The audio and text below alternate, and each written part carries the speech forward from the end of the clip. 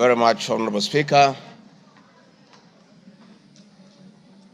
And thank you, the honorable members present, for according me this opportunity to prosecute the matter before us. Mr. Speaker, sir, I have tremendous respect for this great institution, having served here for 5 years between 2017 and 2022, and I appear here in a very nostalgic moment that I'm back in the house where I stayed for 5 years, despite the fact that I've come under difficult circumstances. Mr. Speaker,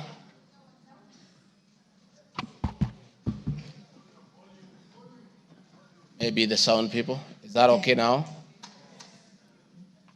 Mr. Speaker, sir, and the honorable members, I want to thank you for giving me the opportunity. I hope, Your Excellency, you have been advised by your lawyers that you are here to respond to specific issues in the motion. I have my advice. And not to talk generally. I know. Yeah, so rules of relevance will still apply to you as they apply to all members. Mr. Speaker, the motion before this great house alleges that 2 years ago, since assuming office, I have acquired property and wealth whose estimated value of 5.2 billion shillings. A significant number of properties to which this sum of 5.2 billion is erroneously and maliciously attached belonged to my late brother, the late Honorable James Deputy Gachagua, and as demonstrated by his will, a copy of which is attached. The fact as follows. Olive Garden, my response. The allegations that I own the Olive Garden Hotel is false. The truth is that Olive Garden Hotel used to belong to my deceased brother, the late Honorable James Deputy Gachagua, and therefore has never been my property. This is information that most of you may be aware as it is in public domain. Upon his demise, my late brother left a will in which, in his recognition that I can take care of his family, he appointed me as one of the executors of his estate. In the said will, my late brother directed that the hotel should be sold, among other properties, and proceeds distributed as per the will. I'm also listed as a beneficiary together with other persons named therein. In accordance with these instructions, the hotel was sold by the executors to a third party. Owing to the above, I do not own the hotel and have never owned it contrary to accusation in the motion. For the benefit of this august house and the general public, I have annexed to this response copies of the following supporting documents. My late brother's will, sale agreement dated 17th May 2023, an official search for Olive Garden Hotel Limited. Mr. Speaker, Baringo Beach Resort, just as in Olive Garden, above this allegation is also false. Baringo Beach Resort belongs to the estate of the late James Deputy Gachagua. For the benefit of this house and the general public, I have attached annexed to this response copy of the official search for Baringo Beach Resort Limited, confirming that the hotel is still in the name of my little brother's estate. Queen's Gate Service Apartments. The allegation is also false, as the property belonged to my late brother. Queen's Gate Service Apartments, registered in the name of Baringo Beach Resort Limited, was sold to Cooperative Bank of Kenya Limited, Staff Retirement Benefits Scheme, as evidenced by the agreement for the dated 4th May 2022. And a transfer dated 5th October 2022, marked Annex RG6. Land parcel Ruguru, Kiamariga 2023 in Madeira East constituency, which have originally constructed a helicopter landing facility. My response is, I do confirm that I own the above referenced property, which is approximately 2.5 acres in size, and which I have planted napier grass for my dairy cows. I purchased the land in the year 2023 for 3.5 million from farm proceeds coming from my dairy farm. I have read through the motion, and there is no iota of evidence adduced of the impropriety in the way I acquired this small property. Finally, on this matter, I wish to confirm that there is no helicopter landing facility for this particular parcel on the motion. This part is also false. I attach a copy of the agreement for purchase of this property marked Annexure RG7. 40 acres of land purchased in Kakuret within Kabraine in Nyeri County. My response: I confirm that I own a property, having bought it in 2015, a time when I was not a state officer. I had not even been elected as Member of Parliament from the Honorable Joroge Wainaina, Member of Parliament for Kenny, who is present in this house, or I'm not sure whether he's present. Therefore, this property I purchased 10 years ago, and not 2 years ago during my tenure as Deputy President, and as indicated in the motion, the allegation is false. I have read through the motion, and there is no iota of evidence adduced of any impropriety in the way I acquired this property. For the benefit of this August House and the general public, I have annexed to this response copy of the agreement for sale and purchase of this property marked as Annexure RG8. 80 acres of land in Meru County. For the record, I wish to confirm that I do not own 80 acres of land in Meru. This allegation is false. However, in the spirit of full disclosure, I would like to confirm that I have purchased 29 acres of land in Meru, the land of my mother, which I bought on around 9 February 2024 through a loan granted to me by Solution Circle Limited, which I am a member. This said circle has a charge registered against the title, which it continues to hold as security until I fully repay the loan. For the benefit of the August House and the general public, I have annexed to this response copies of the agreement of sale marked RG9 and a letter dated 15 July 2024 from Solution Circle Limited confirming that they financed the purchase of the property marked Annexure RG10. Dairy farm in Nyandarua County. My response is I do not have a dairy farm in Nyandarua County, therefore this allegation is false. The land in Nyandarua has no single animal. Companies. The motion alleges there are 22 companies owned by my family members and which have been used to massively launder money and conceal proceeds of crime, corruption, and benefit from influence peddling. My response is the mover of the motion has listed the 22 companies associated with me and has alleged that they have been used to massively launder money and conceal proceeds of crime, corruption, and benefit from influence peddling. I've carefully gone through the motion and I have not seen any evidence to support or prove the allegations therein. It is not clear to me how to respond without having seen any evidence incriminating the companies. I would like to be clear that these companies have not been involved in any illegal activities, and I believe that is why the mover of the motion has not tabled any evidence of impropriety with respect to the companies. It does appear to me that the mover of the motion was so meticulous to get all the companies associated with me and my family, and I believe that he also had evidence of illegalities committed by the companies, he would have shared or tabled that for the record. However, it is not possible to get evidence of illegality where there is none. Having said the above, allow me just to mention a few companies because there are many. Rigathi Gachagua Foundation. This is a foundation I incorporated in 2022, and I clarify that the foundation is a non-profit making entity with the sole objective of uplifting the lives of less privileged in society. This foundation therefore does not trade, and honorable members, you are aware that by law, a foundation cannot be used to trade. Since incorporation, the foundation has received a total of 12 million shillings, which has been utilized as per the schedule marked Annexure RG11, which is paying school fees for children in Pwani University and other universities across the country. Dorcas Rigathi Foundation, because she is not here to defend herself, this is a foundation founded by my wife, Pastor Dorcas, incorporated immediately we came into office as a non-profit making entity for the sole purpose of rehabilitation of drug addicts, widows, single mothers, and orphans. A brief write-up of this foundation, together with its achievements, is annexed herewith as Annexure RG 12.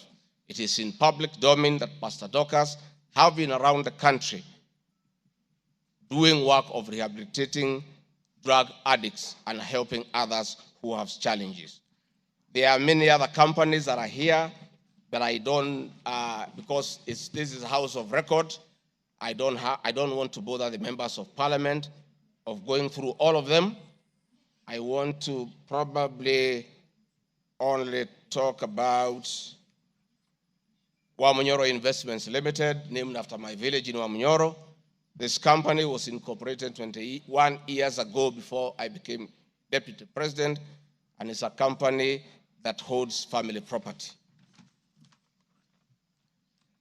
Mr. Speaker, sir, I've been accused of exerting influence on officials in the Ministry of Lands to issue an allotment letter to Wamunyoro Investments Limited and using the fraudulently acquired documents in support of a court case. My response, Mr. Speaker, sir, and honorable members, I wish to confirm that Wamunyoro Investments Limited has never been issued with any letter of allotment for land in Embakasi.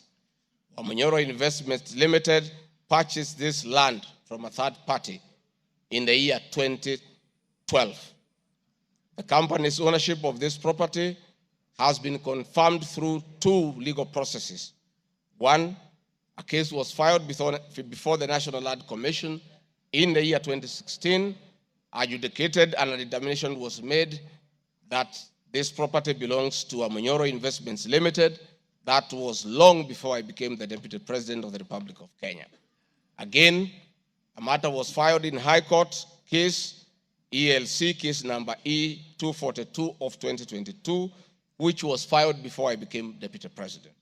All the documents filed in support of this case were filed in court before I became Deputy President, and no documents have been filed by myself in court upon becoming Deputy President.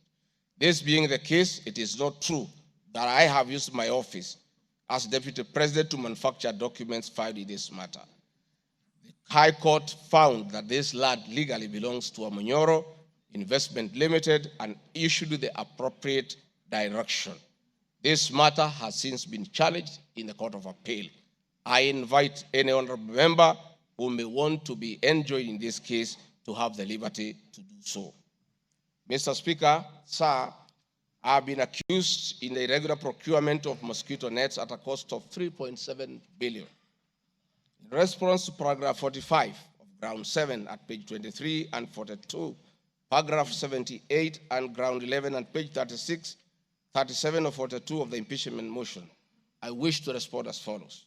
It is not true, as claimed in paragraph 3 of the witness affidavit of Andrew Mulwa, that I was involved in the KEMSA 3.7 billion irregular procurement of malaria nets, either directly or through proxy.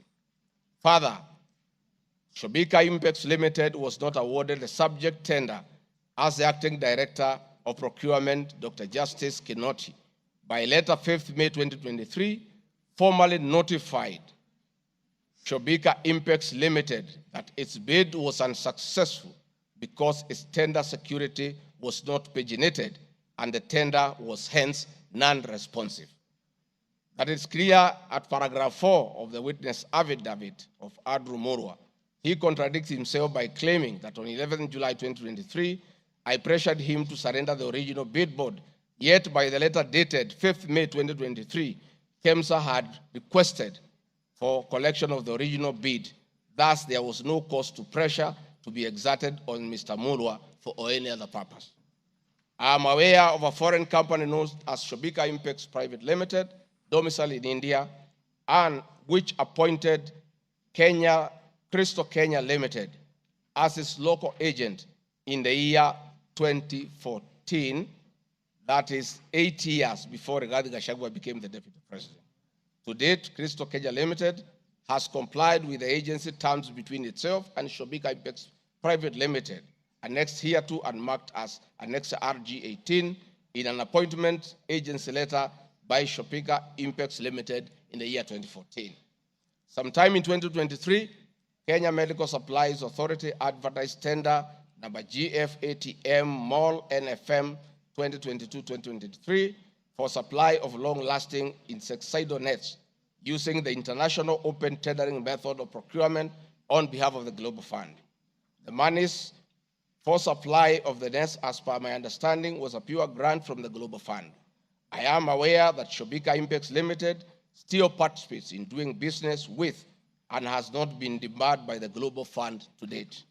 I believe being technically qualified to provide and deliver the goods subject of the tender document, having the financial ability to do so, and without their participation or assistance from Crystal Kenya Limited, Shobika Impex Private Limited independently participated and submitted in its bid in response to the subject tender pursuant to an invitation by KEMSA. Having not participated in the subject tender, Crystal Kenya Limited did not submit any of the documents in response to the subject tender. Specifically, Crystal Kenya Limited did not submit a bid board or tender security in its name in response to the subject tender. It is therefore not true that Crystal Kenya submitted a fake bid board with an intention to fraudulently acquire public property. It is also not true that with my sons I used Crystal Kenya to massively launder money, conceal proceeds of crime, engage in corruption, and benefit from influence peddling. Subsequently, by the letter 5th May 2023, KEMSA notified Shobika Impex Limited that it was not successful because the tender security was not paginated, and requested Shobika Impex Private Limited to collect its bid security from the procurement office immediately. Annexed here to and marked Annexure RG19 is a said letter by KEMSA dated 5th May 2023.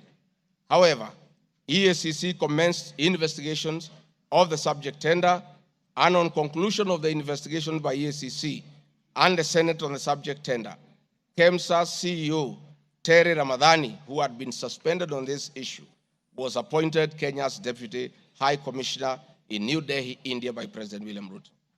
Thereafter, Crystal Kenya Limited, a Shobika Impex Limited agent in Kenya, followed up in the release of Shobika Impex Private Limited's bid board tender security on behalf of Shobika. Annexed here to and marked Annexure RG20 is an email from Shobika Impex Private Limited email addressed to Crystal Kenya Limited, together with a letter of even date confirming that Crystal Kenya Limited had authority to collect their bid board. KEMSA was mandated to immediately release the bid board tender security upon determining that Shobika Impex Private Limited was unsuccessful in the subject tender, and that is why they requested that the same be collected from its procurement office. KEMSA did so, as can be seen in its letter dated 11th July 2023, annexed here to and marked Annexure RG21 in the said letter by KEMSA dated 11th July 2023.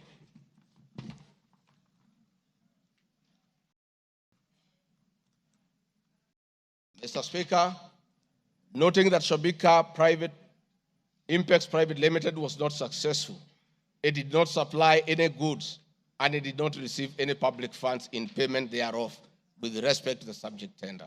Accordingly, I have not committed any crime under Section 45(1), 46, 47A3, and 48(1) of the Anti-Corruption and Economic Crimes Act, and Section 2, 3, 4, and 5 of the Proceeds of Crime and Money Laundering Act. Further, I have not breached Section 34 of the Leadership and Integrity Act, for I did not bully any state or public officer with respect to the subject tender, and specifically, no evidence has been tendered to support the allegation at paragraph 78C of ground 11 at page 37 of 42 of the motion, which alleges that I summoned procurement officers in ministries and institutions, instructing them to direct procurement of goods and services in a specific manner.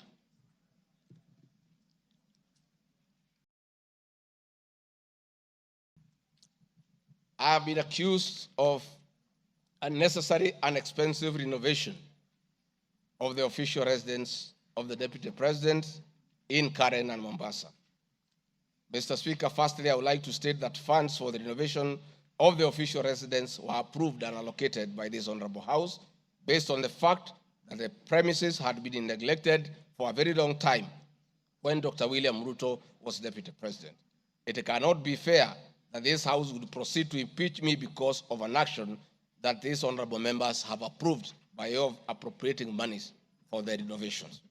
Mr. Speaker, the contract for the refurbishment of the official residence of the Deputy President, dated 22nd December 2022, was signed by Honorable Katole Metito, the Controller of State House, Office of the President, and Agrobic Investment Limited that was awarded the tender, because the Controller of State House at that time was the accounting officer in charge of the Office of the Deputy President. The report of the Auditor General, Mrs.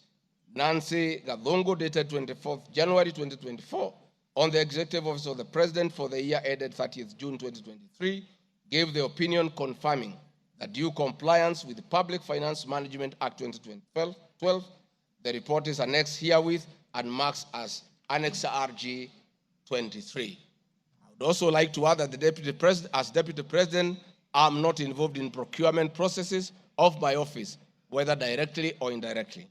I would also like to state that I do not know the company, Agropric Investments Limited, which undertook the renovations. I do not know the directors and the company. I did not participate in the tendering or supervising of the same. The motion dated 26 September 2024 alleges that on 29 January 2023, 45 million Kenya shillings was transferred to Bayani Enterprises Limited, which is alleged to be a special purpose vehicle used by me to siphon public funds. No evidence whatsoever is contained in the motion showing that the said company is in any way connected to me or that I have any beneficial interest in the said company, which I am neither a director or a shareholder. I categorically refute the allegation, which is false and unfounded. Mr. Speaker, I would also like to confirm that I'm not a director or a shareholder, directly or indirectly, of the company called Agrobrick Investments Limited, and I do not know its shareholders or its directors. Mr. Speaker, there is an allegation of dubiously acquiring substantial portion of the sum of 100 billion paid to Lusona Events Limited.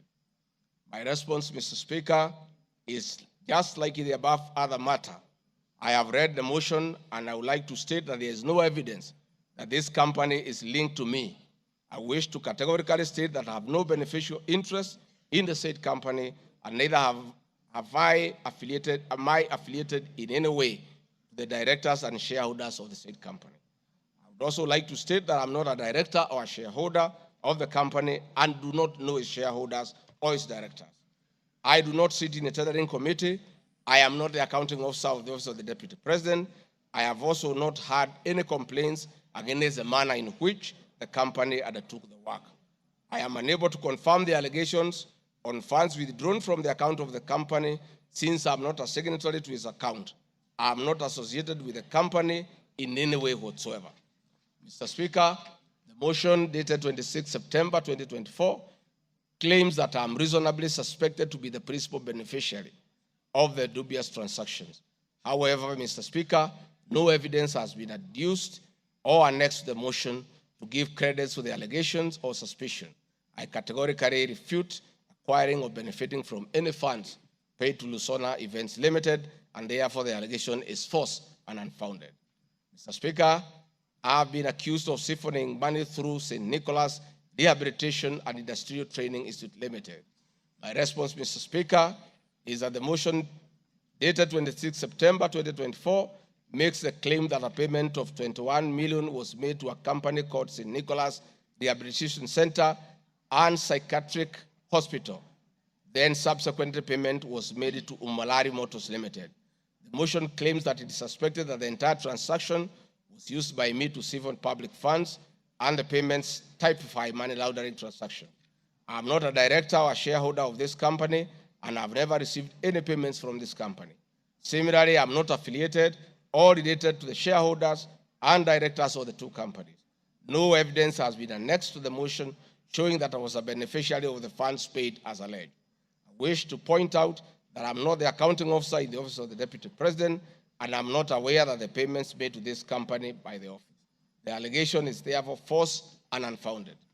Mr. Speaker, there is an accusation of alleged sensational but false but false accusations against the Honorable Lady Justice Esther Minor. My response, Mr. Speaker, it is alleged in the special notice motion on ground 4 on page 14, at a gross violation of the Constitution, that I publicly attacked the Honorable Lady Justice Esther Minor and forcefully threatened to bring action against her. First, Article 160, Subarticle 5 of the Constitution provides that the judge cannot be found liable in a court of law for actions taken in good faith in lawful performance of their work. This provision is not a bar on freedom of expression guaranteed at Article 33 of the Constitution, nor a bar of the right to seek redress for legal wrongs simply because a wrong is committed by a judge.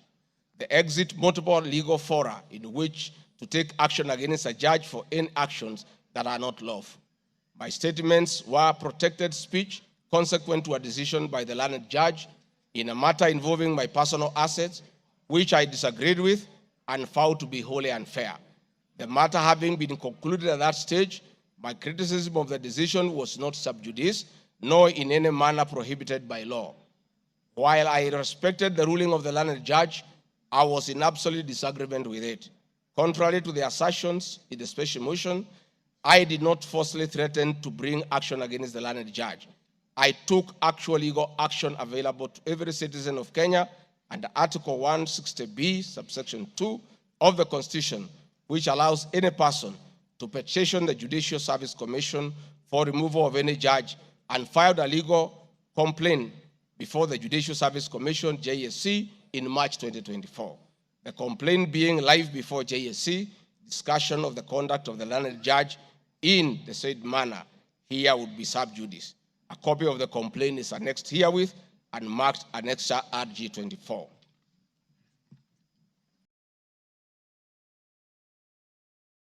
Mr. Speaker, I have been accused of diverting materials meant for construction of Kilifi Malindi Highway to tarmac a private road to Vipingo Beach Resort.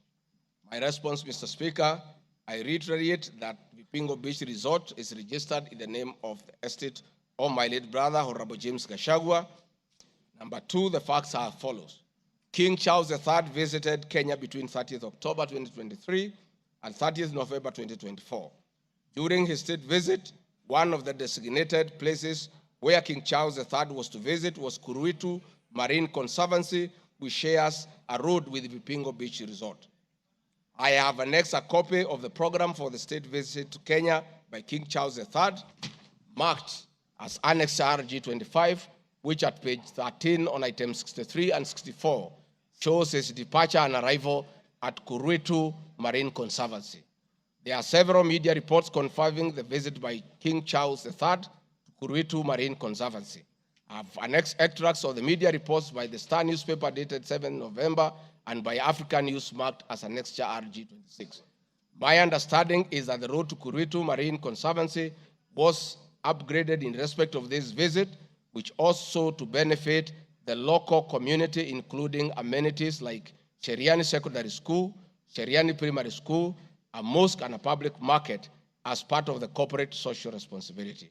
I wish to point out that the alleged road, that is Takaungu Sheriani Vipingo, is a public road and not a private road leading to any property associated with the Deputy President, but a public road. Mr. Speaker, I have been accused of undermining the President and the Cabinet by allegedly making contradictory public statements from the position taken by Cabinet regarding the evacuation of the people residing along the Nairobi River. My response, Mr. Speaker, is that Article 147 of the Constitution provides that the Deputy President shall be the principal assistant of the President and shall deputize the President in execution of the President's functions. Article 28, which states that every person has inherent dignity and the right to have the dignity respected and protected. Article 29C, Mr. Speaker, states that every person has the right to freedom and security of the person, which includes the right not to be subjected to any form of violence from either public or private sources. Section 15G1 of the Land Act states that notwithstanding any provisions to the contrary in this act or in any other written law, all eviction shall be carried out in a strict accordance with the following procedures. Be preceded by proper identification of this taking part in the eviction or demolitions. B, be preceded by the presentation of formal authorizations for action. C, where groups of people are involved, government officials or their representatives be present during an eviction. D, be carried out in a manner that respects the dignity, right to life and security of those affected. E, include special measures to ensure effective protection to groups of people who are vulnerable, such as women, children, the elderly, and persons with disabilities, including special measures to ensure that there is no arbitrary deprivation of property or possessions as a result of the eviction. This includes mechanisms to protect property and possessions left behind involuntarily from destruction, to respect the principles of necessity and proportionality during the use of force, and give the affected persons the first priority to demolish and salvage their property. Critically, our Constitution provides at 147(2) that first the Deputy President shall perform the functions conferred by this Constitution and any other functions assigned by the President. Pursuant to Article 3 of the Constitution, I, as well as every other citizen of Kenya, and state or public officers have an obligation to respect, uphold, and defend this Constitution in performing any of my functions. This, the national values and principles of governance contained in Article 10 of the Constitution by those state organs, public officers, and all persons, including myself as Deputy President, wherever we make or implement public policy decisions. In addition to this matter, Mr. Speaker, these national values and procedures include the rule of law, democracy and participation of the people, human dignity, equity, social justice, inclusiveness, equality, human rights, non-discrimination, and protection of the marginalized. Adherence to these principles become extremely important when we as state officers are contemplating legal evacuation of citizens with a duty to avoid inhuman forced eviction that will be contrary to our Constitution and international law. While campaigning with President William Ruto, and subsequently when I was sworn in as Deputy President, the President and I promised as a key pillar of the Kenya Kwanza government that there will be no forced or unlawful evictions and that all evictions will be human and entail legal compensation. Mr. Speaker, the Office of the Deputy President has undertaken extensive engagement with all parties in regard to cabinet decisions on eviction, which I fully support, including the Nairobi River, which is an entity under the Office of the Deputy President and the County Government of Nairobi. Adherence to these principles become extremely important when we, as state officers, are contemplating legal evacuation of citizens with a duty to avoid inhuman forced evictions that will be contrary to our Constitution and international law. Guideline number 6 of the United Nations General Assembly Guidelines for the implementation of the rights to adequate housing prohibits forced evictions, and that the state should ensure that any eviction under domestic law are fully compliant with international law. The guidelines further require meaningful engagement with communities to ensure that the rights of residents are implemented cooperatively without the need for eviction procedures or police enforcement. Of government directives on the eviction, save for the fact that on being informed that the persons residing along Nairobi River would be evicted and paid 10,000 shillings only, which I and many other Kenyans felt was inadequate compensation for eviction. I insisted that the government should abide by the constitutional dictates and international norms while implementing any cabinet decisions, including eviction, and maintain the dignity of the citizens of Kenyans facing eviction. My statements did not and cannot be construed to undermine the president by insisting that people should not be evicted inhumanly and without adequate compensation. Mr. Speaker, I've been accused of undermining devolution by allegedly holding a meeting in Nairobi Wakulima Market. The motion alleges that on 28 September 2024, I unlawfully interfered with the running of the Nairobi City County government by holding a public rally where I allegedly incited citizens against lawful directives of the county government on planning and location of markets. My response, Mr. Speaker, is that the motion alleges that on 20 September 2024, I unlawfully interfered with the running of the Nairobi City County government by allegedly inciting citizens against law of directives. Article 6(2) of the Constitution provides that the government at national and county levels are distinct and interdependent and shall conduct their mutual relations on the basis of consultation and cooperation. This being the case, it cannot be said that there is a violation of the Constitution when someone from the national government makes a comment on matters relating to county government. The traders had sought me out to intervene and request the governor on their behalf to dialogue with them and seek a solution to the grievances with regard to the relocation of markets.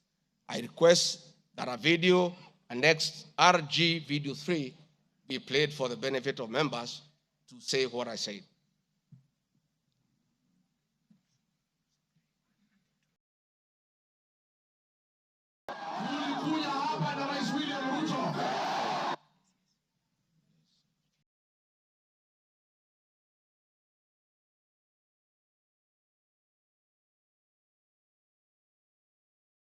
Please play the video for us.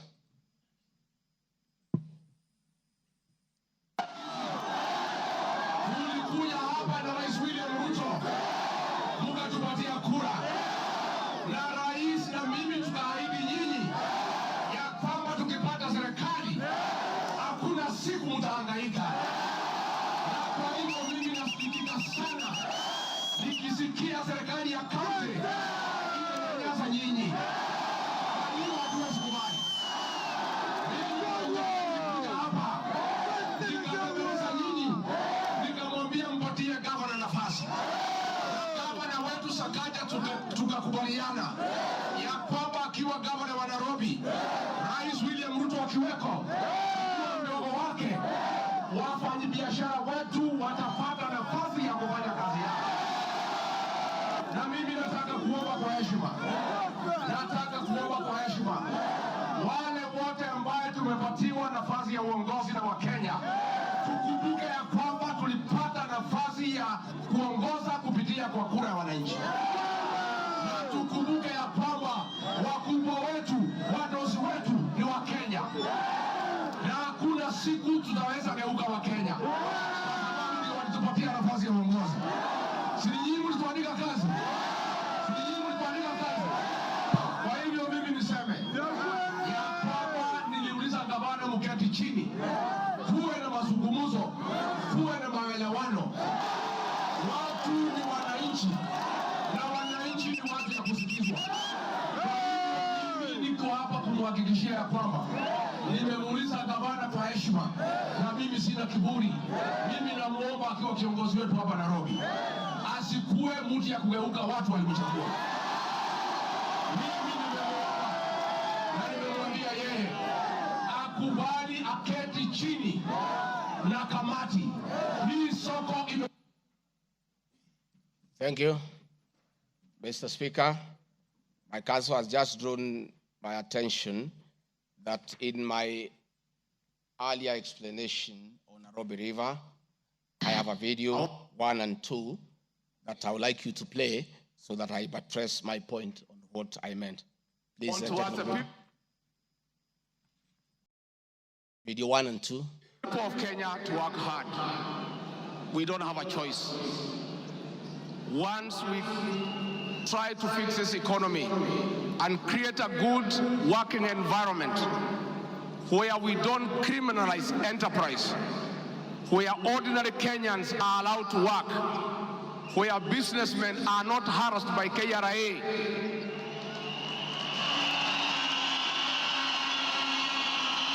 where goods belonging to the people of Kenya will never again be touched by overzealous public servants. Where again poor people will never again be evicted in brutal evictions by state agencies. And I say, freedom is here. Now, the number of fatalities from the ongoing forcible forcible eviction by the government has risen to 3, with another tragic loss in Mathare on Monday.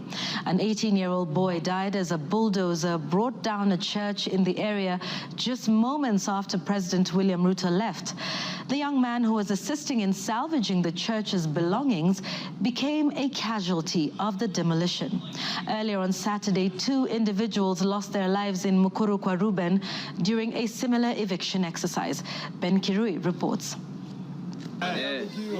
Monday evening, the ongoing forcible evictions in flood-prone areas tragically ended yet another life. The 18-year-old Ian Otieno lost his life in Mathare moments after President William Ruto left the area where he had been assessing the effects of floods.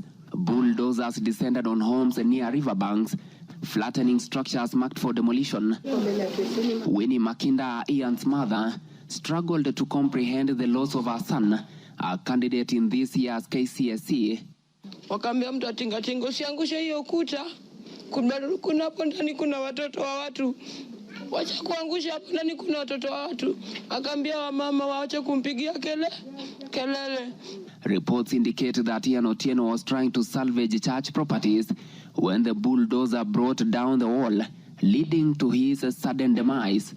Driver wa tingatinga vile tu alianza kubomoa hata mara ya kwanza huko mbele, alikuwa tu anakani kama hata watu wakimwambia ngojea watu watoe vitu hataki kusikia. Nilichimba hivi, mtoto wangu alikuwa anataka kutoroka, sawa. Unasikia alishika mtoto wangu na hiyo kitu hapa. Mtoto wangu akienda hivi, mtoto wangu ana hivi. His death led to demonstrations by residents, prompting police intervention. The law enforcers lobbed tear gas canisters to disperse rioting residents. Watu wakachukua mwili tena tuonyeshe maskari yenyewe wametulia mtoto. Maskari kutuona kwa gate wakaanza kutoa gun. Wakaanza kulipua shoot. Residents insist they will comply with government orders to vacate houses along riparian lands only if provided with alternative housing solutions. Saturday's demolitions in Mukuru kwa Ruben claimed 2 lives and injured 3 others, sparking outrage among residents who blamed the government for forcible evictions despite many not yet being relocated. Last week, the government mandated the evacuation of all residents from risky areas within 48 hours, including those near dams, those in areas prone to mudslides, and Kenyans residing on riparian lands. Ben Kirui, Citizen TV, Nairobi. Hakuna tena mambo ya evictions katika Nairobi. Kama kutakuwa na maneno, ni maneno ya relocation ambaye itakuwa ni kwa utaratibu bila ya mwananchi kuvunjiwa nyumba. Uwezi kutoka nyumbani alafu unarudi jioni unakuta masufuria barabarani na blanketi sijui imekaa wapi. That one will not happen again. We want to make sure that we are an orderly, humane society that respects the right of everybody, irrespective of who they are or irrespective of their financial status. We are all equal before the Constitution. Tumekubaliana watu wa Nairobi? Vijana tumekubaliana? Thank you, Mr. Speaker. That was President William Ruto talking the same language as his deputy, that brutal and forceful evictions have no place under this administration. We have seen a video of brutal eviction. We have seen young children crying in tears. The Deputy President is being accused of undermining his boss by just doing what his boss said, that we should never forcibly, brutally evict the people of Kenya. Mr. Speaker, the leadership of Nairobi business traders approached me sometime in March 2024 at the official residence to discuss multiple issues affecting business and requested engagement in the solution and intervention on these issues. Consequent to this meeting, I directed that short, medium, and long-term strategies be undertaken, coordinated by the Office of the Deputy President, to address the issues raised that cut across various agencies, including KRA, Kenya Post Authority, Anti-Counterfeit Authority, Kenya Bureau of Standards, the National Police Service, and the Kenya Copyright Board. On 11th April 2024, the Small Traders and Government Agencies Technical Committee, coordinated by my office, held a meeting to discuss issues raised by the small traders, including Muthurwa Market, attended by the Office of the Deputy President staff, in a supportive role in keeping with the draft framework of cooperation and engagement between the government, the Nairobi City County government, and Nairobi business traders. Subsequent this, Mr. Speaker, is clear that my office have been having meetings with the governor of Nairobi on various matters affecting the people of Nairobi, and hence the Deputy President cannot be accused of undermining devolution. Mr. Speaker, I've been accused of undermining devolution by allegedly holding meetings to fight alcohol. I'm sorry, Mr. Speaker, if the House took it that I say the House is a theater of the absurd. I was talking about this specific charge of undermining devolution by holding meetings to fight alcohol to be discussed in this House. That, to me, is what I thought that moment. If it's 5 minutes or 10 minutes, that would be the theater of the absurd. I did not attribute in any way by trying to demean this House that I sat for 5 years, by calling it the theater of the absurd. But this particular charge, Mr. Speaker, drug and alcohol problem in Kenya has been on the increase, and many of our youth have become addicted to alcohol and their lives destroyed because it causes them to drop out of school and start engaging in petty crime to look for money to buy alcohol. I'm a strong advocate for youth rehabilitation from alcohol and substance abuse, which I continue to encourage and support in order to save our future.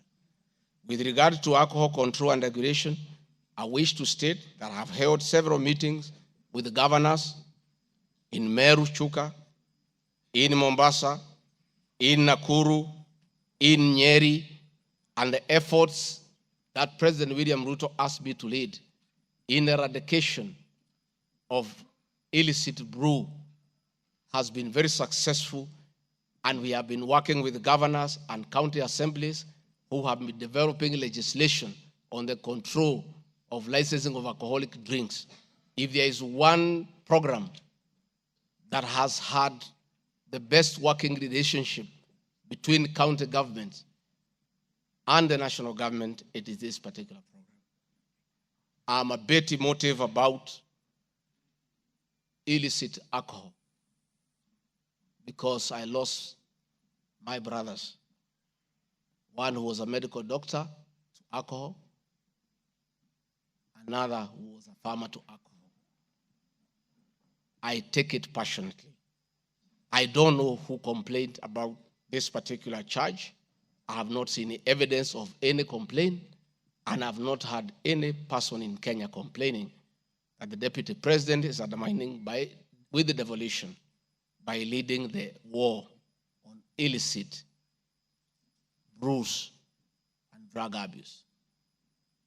Whatever this House decides tonight and the other subsequent House, whatever happens to Rigathi Gachagua, whether he's in or out of office, this war must continue and must be won for the sake of our children. I want us to watch video number 4, RG4. Leaders, those of us who have been elected, Madam Waiguru, Governor Kahiga, Badirisha, Kangata, Wamatangi, what shall we tell our people? Where are we? What shall we tell the people who elected us? When we meet them, what shall we tell them? When our children got wiped out by alcohol and drugs, where are we? We'll have nothing to say. Dede Nyoro, Kimani Ichung'wa, Madenge, mutaambia watu nini? Mukami, mutaambia watu nini? So please, this forum here today, let us be open and candid. Speak from your heart. Let us know what ails us. What is it must we do? We have the support of the President, and he is waiting. He has told me by 7 p.m. today, he wants a report. He cannot accept this situation. He cannot.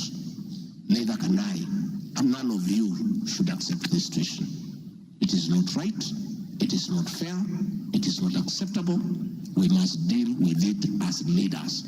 And we are here, we are all leaders. As an OCS, you are a leader. That's why you have been given that responsibility. As an ACC, you are a leader. County Commissioner, wewe ni kiongozi. DCIO, wewe ni kiongozi. Sisi ni viongozi. Na juu ya hayo, sisi ni wazazi. Tafadhalini, tukubaliane, tutafute suluhisho. Na tukipata, tuende tufanye kazi. It is possible, it is doable, it is something that we can do. Thank you, Mr. Speaker. It's very clear that the meeting had all governors, members of parliament who are present here today, policemen, everybody, and we are all in agreement that the war must be won. It cannot, but the Deputy President should be impeached for leading the war on alcohol.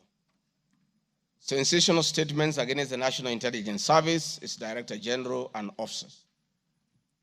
Mr. Speaker, during the assumption of office, I took an oath of allegiance in the following terms.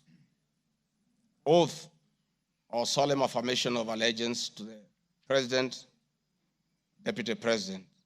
In full realization of the high calling, I assume as Deputy President of the Republic of Kenya, I do swear solemnly affirm that I will be faithful and bear true allegiance to the Republic of Kenya, that I will obey, preserve, protect, and defend this Constitution of Kenya, as by law established, and all other laws of the Republic, that I will protect and uphold the sovereignty, integrity, and the dignity of the Kenyan people. So help me God. That is the oath that I took in Kasarani. Article 239, Article 3 of the Constitution provides that in performing their functions and accessing their powers, the national security organs and every member of the national security organ shall not act in a partisan manner, further in the interest of a political party or cause, or prejudice a political interest or political cause that is legitimate under this Constitution. Article 239, Subarticle 5 of the Constitution provides the national security organs are subordinate to civilian authority. In relation to this allegation, I wish to state that the National Intelligence Service holds a very critical role in ensuring the safety and security of our country. They are responsible for gathering intelligence and share it with all our law enforcement agencies to ensure that the country is safe at all times. Consequently, when the country was caught flat-footed with regard to the scope and extent of the public's dissatisfaction with the Finance Bill 2024, which degenerated in a Gen Z protest, it pointed to the failure of the National Intelligence Service in carrying out its mandate. I am persuaded that the National Intelligence Service ought to have known beforehand that the public was completely opposed to the finance bill, and they ought to have briefed the president before the protest began, and this would have caused a change of tact by government regarding the proposed bill and the protest, which culminated in the loss of innocent lives and destruction of property, could have been avoided. Hence, I expressed my opinion on this in my public media briefing in Mombasa, and my utterances were not any different from what happens in other countries when there is a lapse or failure by the intelligence agencies. The nation has witnessed unfortunate instances of several extrajudicial killings, abductions, and disappearances. I firmly believe that if the National Intelligence Service had acted diligently, these instances would not have been witnessed. Under the Constitution, the government agencies are supposed to be accountable to the Kenyan people, including the National Intelligence Service, and calling them out when a dereliction of duty does not amount to undermining them. I am also aware that the Kenya Kwanza government has been at the forefront in calling out officers who do not seem to understand their work. Recently, my boss, the president, publicly complained that there are some PSs and CSs who did not seem to understand their role. Please play for me video number 5, RG5. On President William Ruto has today described some members of his cabinet as utterly clueless and uninformed about the dockets they occupy. And in a sign of trouble for cabinet secretaries, the State House gates were shut for those who arrived late, with both President Ruto and his deputy Rigathi Gachagua giving a sharp tongue lashing to the latecomers. And our Citizen TV's Chemutai Goin reports the atmosphere at the State House, Nairobi, left little doubt on President Ruto's disappointment with a vast section of his 22-member cabinet.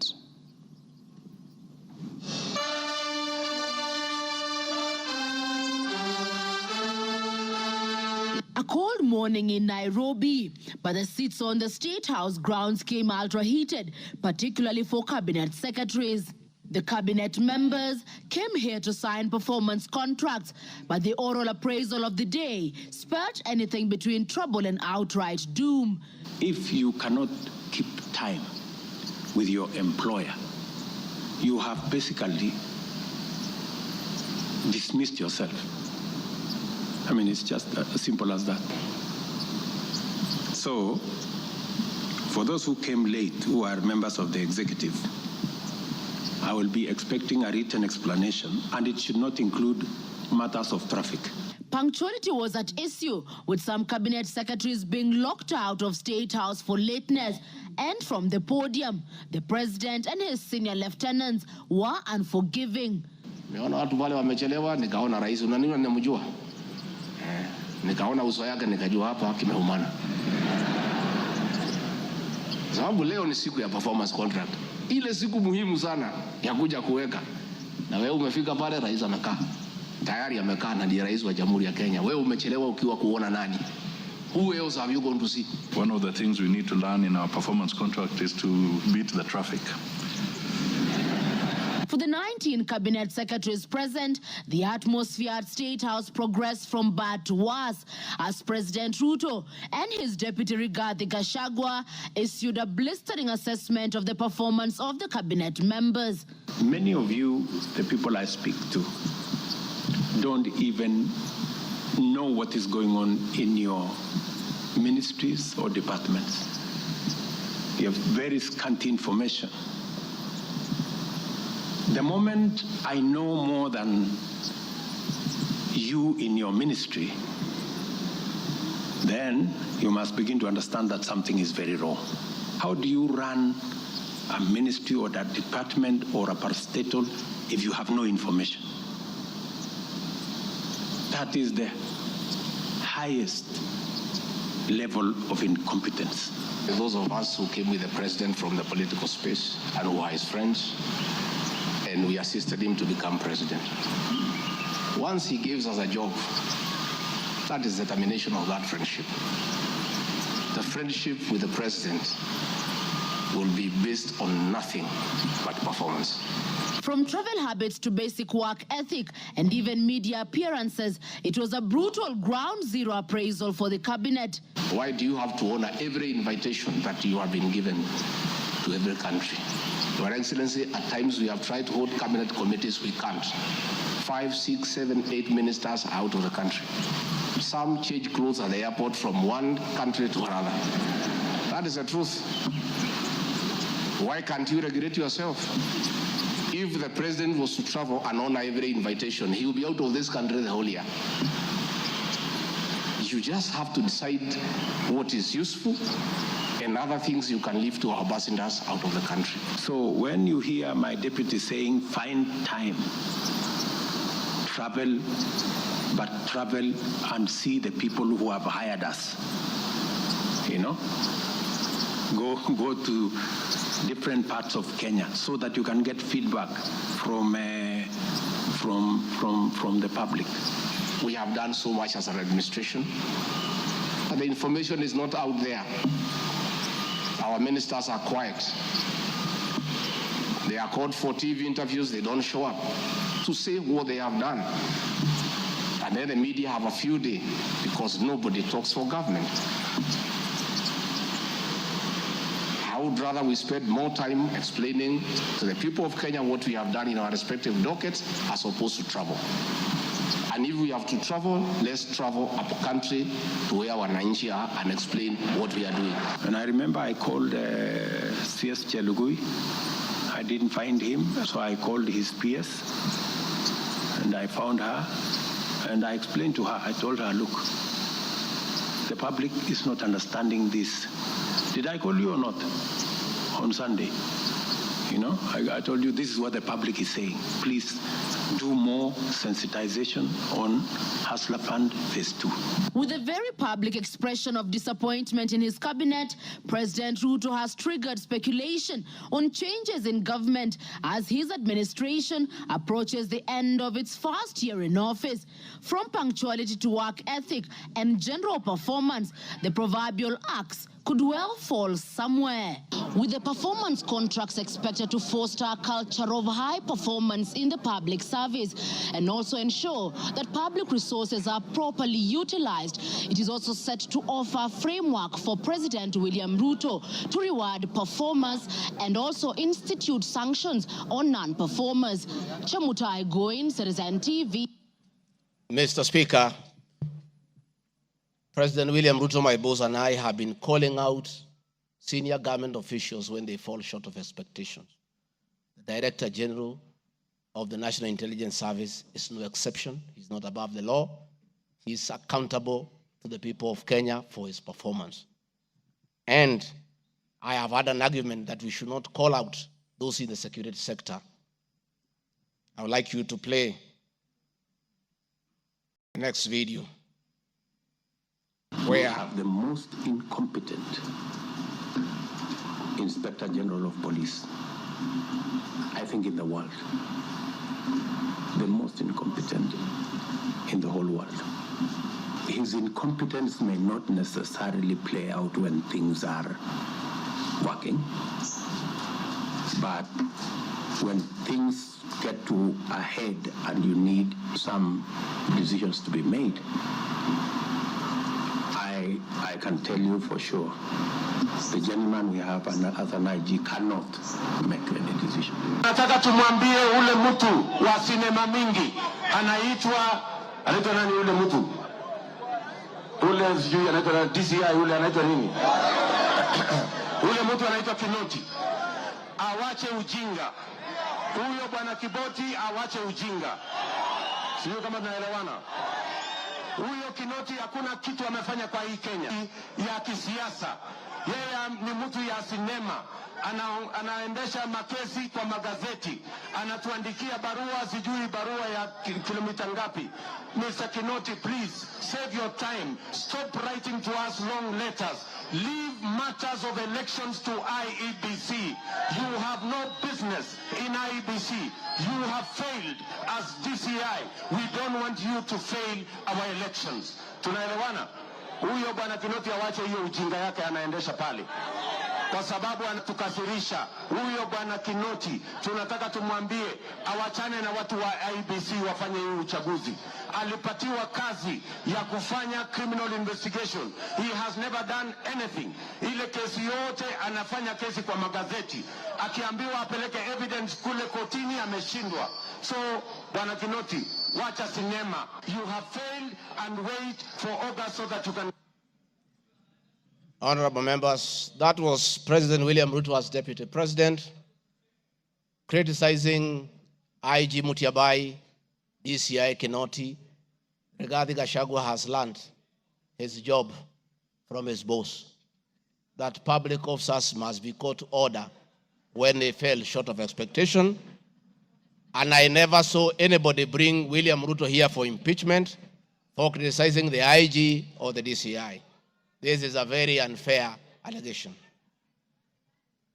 Mr. Speaker, it is also reported by media that the IMF has already warned about impending unrest during the people's dissatisfaction with the 2023 and 24 finance bill.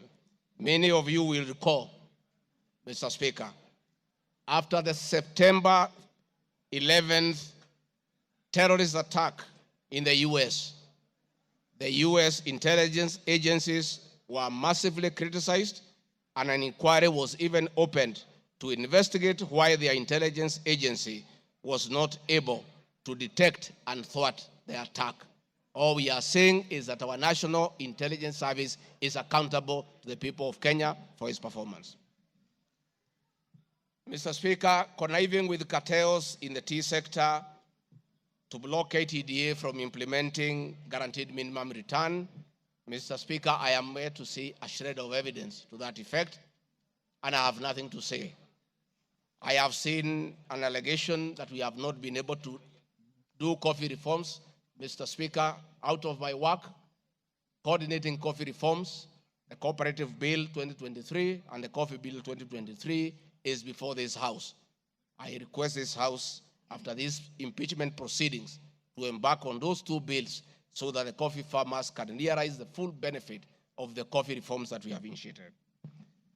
There is another allegation that I have taken control of a local cooperative society in Madeira constituency. I don't know the name of that constituency, of that cooperative. It is false. I am here to see any evidence. I have nothing to say because there is nothing to be said. On the issue of shareholding, which I think members are interested in listening to, I listened to you this morning, and it was quite emotive. By virtue of provisions of the third schedule of the Political Parties Act, the constituent parties of the Kenya Kwanza coalition entered into various agreements, which were deposited with the Speaker of the National Assembly and the Speaker of the Senate for purposes of Article 108 of the Constitution of Kenya. The following were members: UDA, ANC, Ford Kenya, PA, Farmers Party, Chama cha Kazi, Communist Party, Economic Freedom Party, Service Party, Tujibebe wa Kenya Party, Umoja na Maendeleo Party of Kenya, and the Democratic Party of Kenya.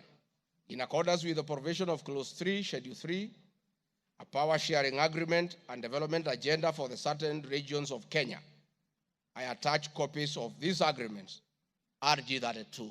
All those agreements talked about specific regions.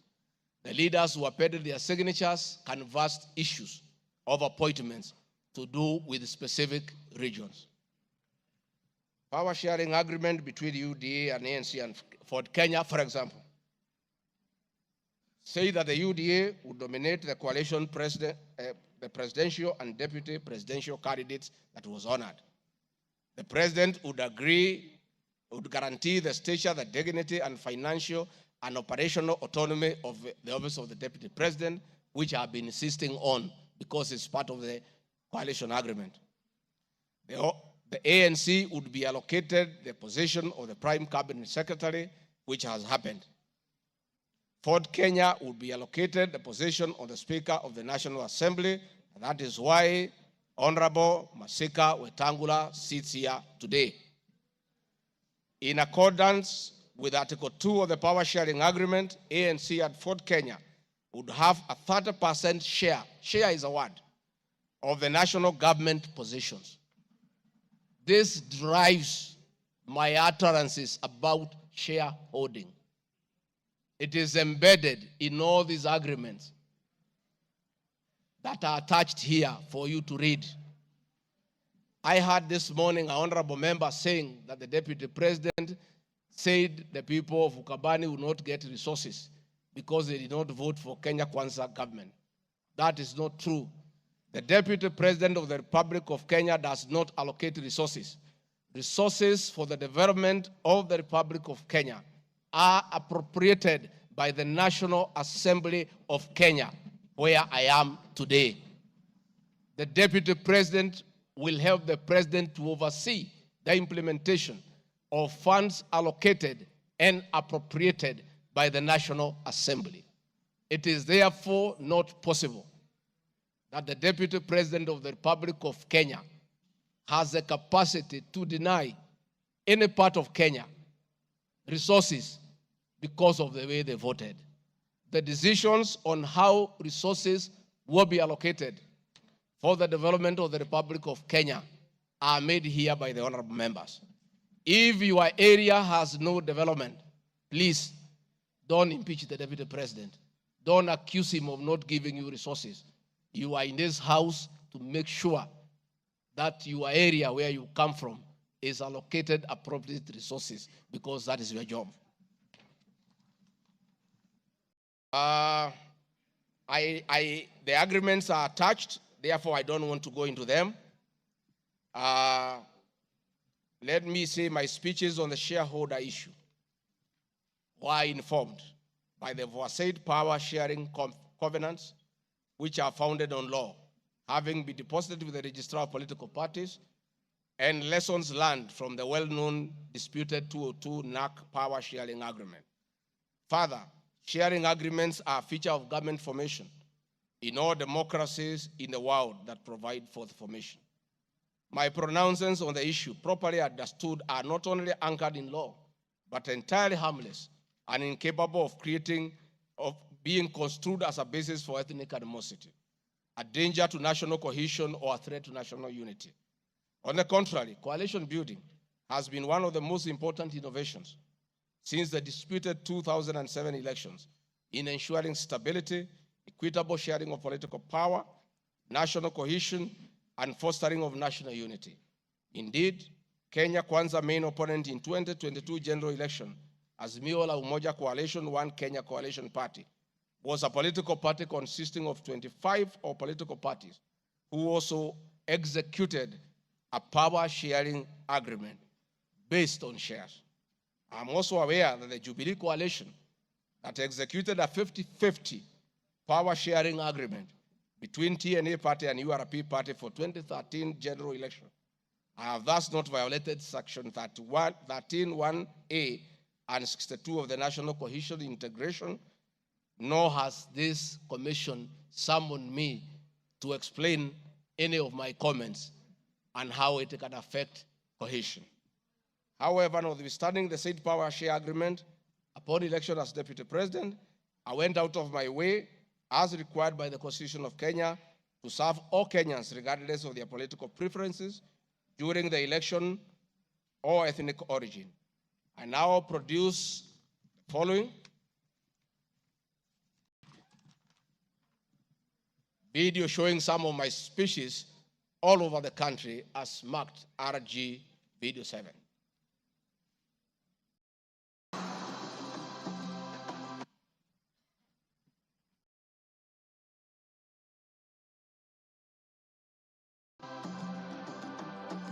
We want to confirm to the people of Nyanza that the Ruto administration will serve all Kenyans, those who elected us and those who did not.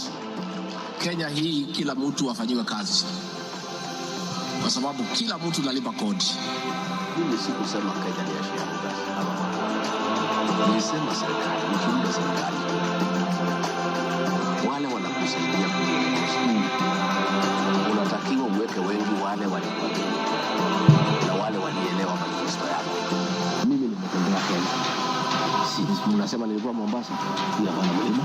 Mimi nilikuwa Wajir, hii hapana mlima. Nilikuwa Garissa, hii hapana mlima. Nilikuwa Mount Elgon.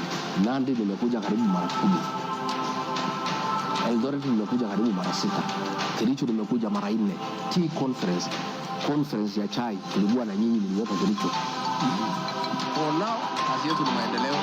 Tutafanya kazi na kiongozi wowote, akuwe wa chama ile, akuwe wa chama hii, we don't care.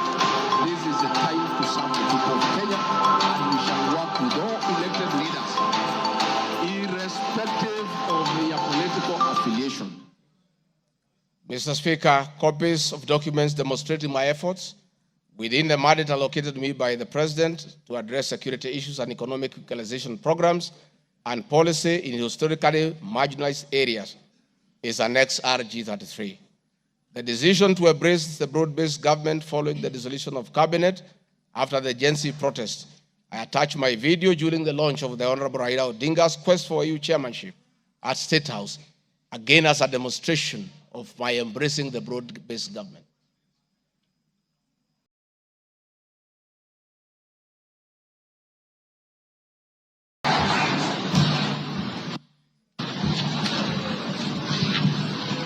Your Excellency, Dr. William Ruto,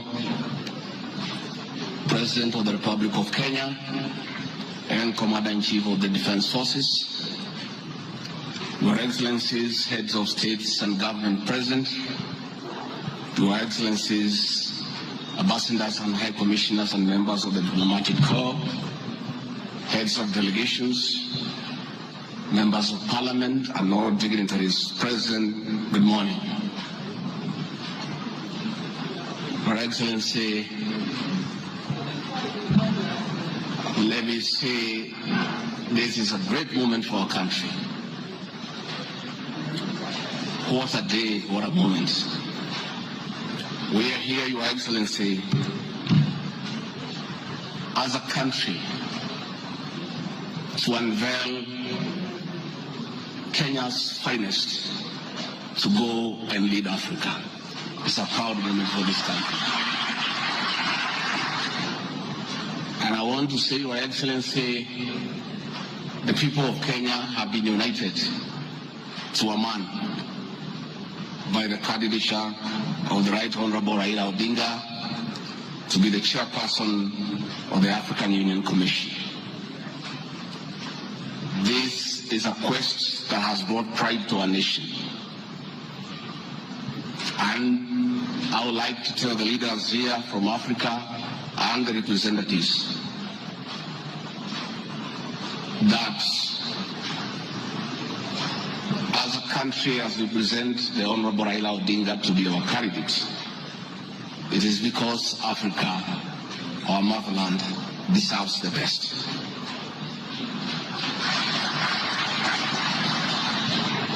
The passion and zeal of the Right Honorable Raila Odinga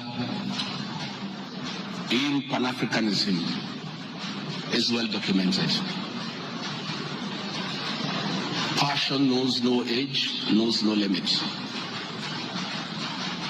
In the person of the Right Honorable Raila Odinga,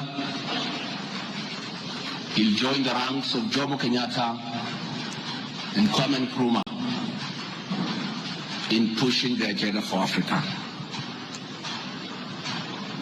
I therefore want to say, Your Excellency, the lessons of today are that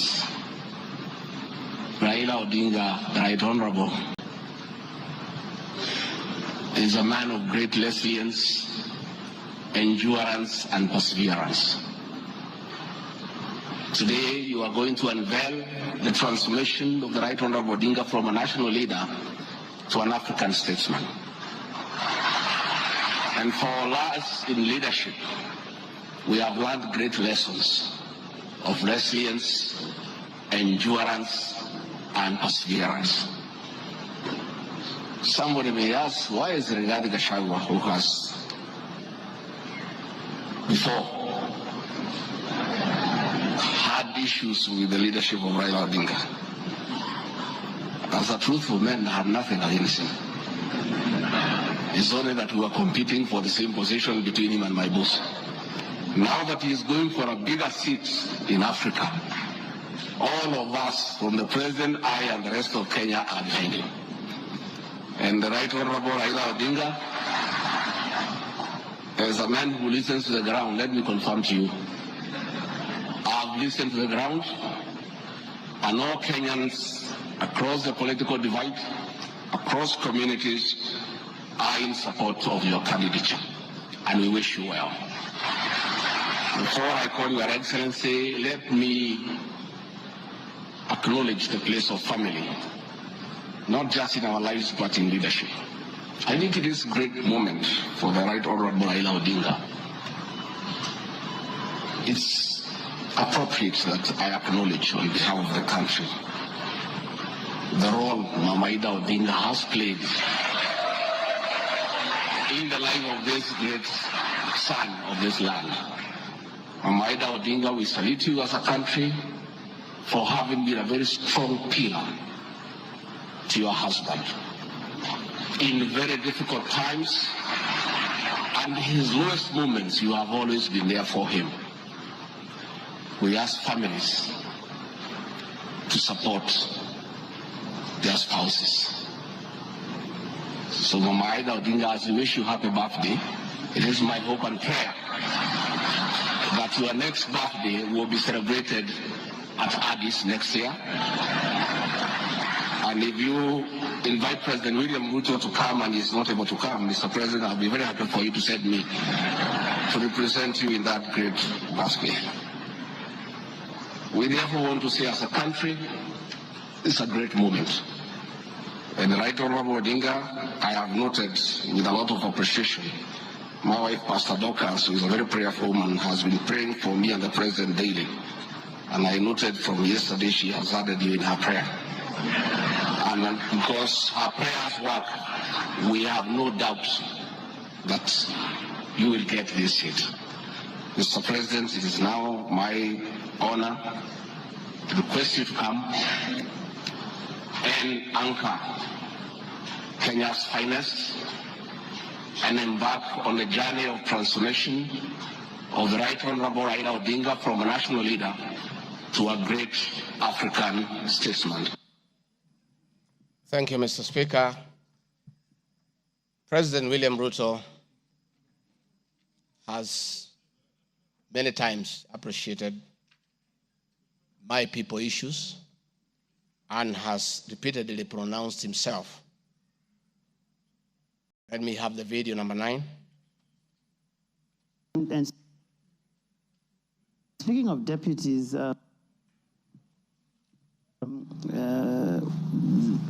you have in the last few weeks named Mr. Rigathi Gachagua as your deputy. There's been quite a debate, and I'm sure you know that, around running mates in this country. Perhaps this would be a great time to shed light on why you settled on this gentleman. Rigathi Gachagua is somebody I have known. Rigathi Gachagua is a very passionate leader. Rigathi Gachagua is a people's person. He speaks about the things that I speak about. He speaks about ordinary people. He's concerned about matters to do with farmers. He's concerned about the things that are dear to ordinary Kenyans. And the nexus between me and Rigathi Gachagua is the people. He believes in bottom-up the way I do. And that is why I chose Rigathi Gachagua to work with me. Thank you very much. Speaking of deputies... Thank you very much, Mr. Speaker. In addition, and almost in conclusion, I am not the only leader at the national level who has encouraged unity among Kenyans based on shared regional, geographical, and economic and other factors. I have attached several articles. Luya unity is not optional, Moses Wetangula. Ruto puts case for Gema Kalenjin unity. Mijikenda unity in the offing. Masai leaders in unity talks ahead of next year's general election. I have attached those articles so that you understand that regions uniting does not mean they unite against other regions. They unite for common issues, common values, and to strengthen them to join other regions for national unity. Mr. Speaker, the motion dated 26 September 2024, tabled before the National Assembly, makes the generalized claims that have committed crimes under national laws, Proceeds of Crime and Anti-Money Laundering Act, Penal Code, National Cohesion and Integration Act as anti-corruption and economic crimes. It is on the basis of the claim that it is said that the threshold of impeachment has been met. I'm not aware of any active investigations by any state agency for offenses under the said laws, neither have I been called upon to record any step pertaining to any investigation. Just like any other Kenyan, the Constitution accords me the presumption of innocence in relation to criminal offenses until the contrary is proved in a court of law on a specific standard of evidence.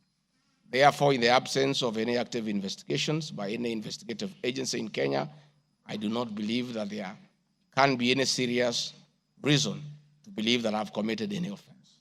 Otherwise, that will be an indictment of the intelligence agencies as well as investigative agencies. Therefore, it is inconceivable that the threshold of the impeachment motion as defined in Article 145 of the Constitution can solely be based on the perception of the mover of the motion in the absence of any other evidence. I heard the mover this morning saying that all we need to do is to believe in him. I believe that cannot be the position. We need actual evidence against the Deputy President. The net effect of the impeachment of this basis of allegations of criminal offenses whose evidence has not been tried and tested in court of law or by bodies mandated to investigate would be to disqualify me from the possibility of holding public office in relation to Article 99(3) without the benefit of due process of law and exhaustion of the systems of appeal as provided in the Penal Code. Mr. Speaker, I do not wish to respond to the issues I had this morning that are outside the motion. I want to confirm that I have tremendous respect for Kenyan women, and I have never disrespected them.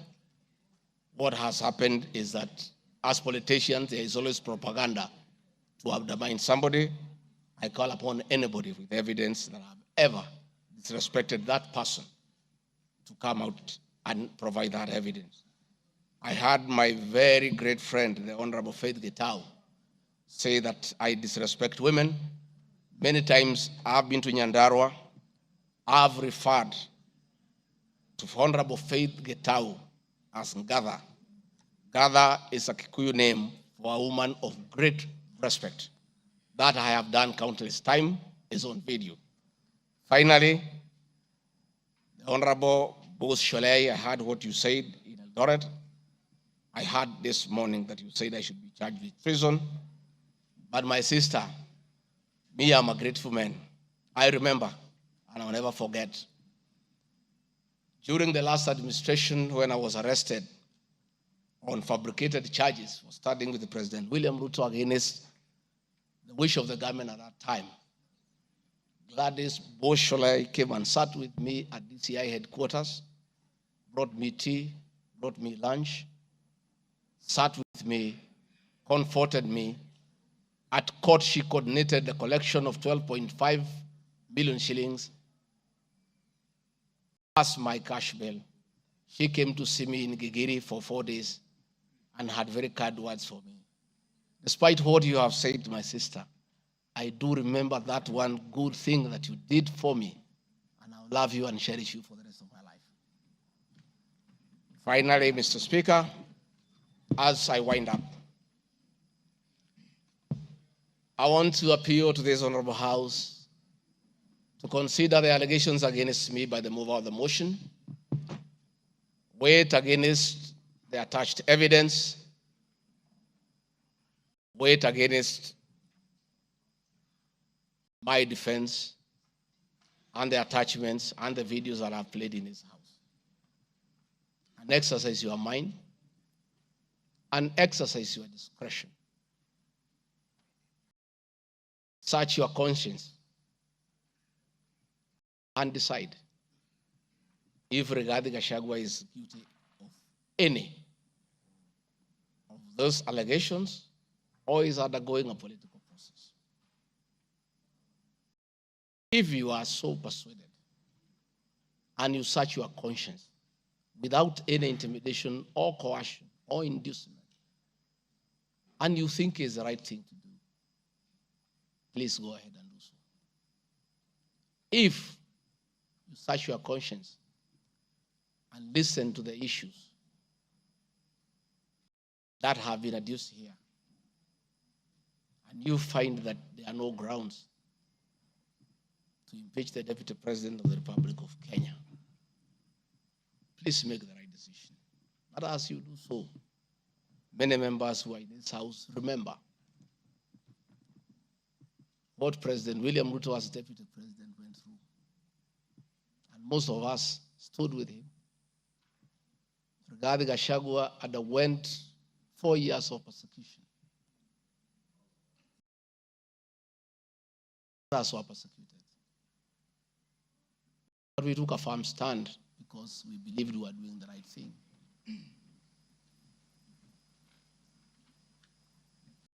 His family underwent humiliation. His friends underwent humiliation. He was a haunted man. And on Inauguration Day, he pronounced himself that freedom is here. Again, under the new administration, the same Rigathi Gachagua, who underwent humiliation and persecution, finds himself in the same space under that administration that he fought for. try, look, reflect, and apply your conscience and make the right decision. Mr. Speaker of the House, I want to thank you for granting me this opportunity. And my address last night was not in any way meant to disrespect the House. Despite, Mr. Speaker, you having ruled that the matter should not be taken out of the House, it was being discussed in every TV station, in every meeting across Kenya. And Kenyans did not have a chance to also hear my side of the story. So I decided, since the accusations against me were everywhere in the country, the people of Kenya, and more so those who voted for me and President William Ruto, deserved also to hear my side of the story. I have tremendous respect for the National Assembly and your ability and capacity to make the right decision. Mr. Speaker, I want to thank you. Asanteni sana. Thank you very much, Deputy President. Thank you very much, Deputy President. I'm sure your fears that you will not be heard fairly have been allayed.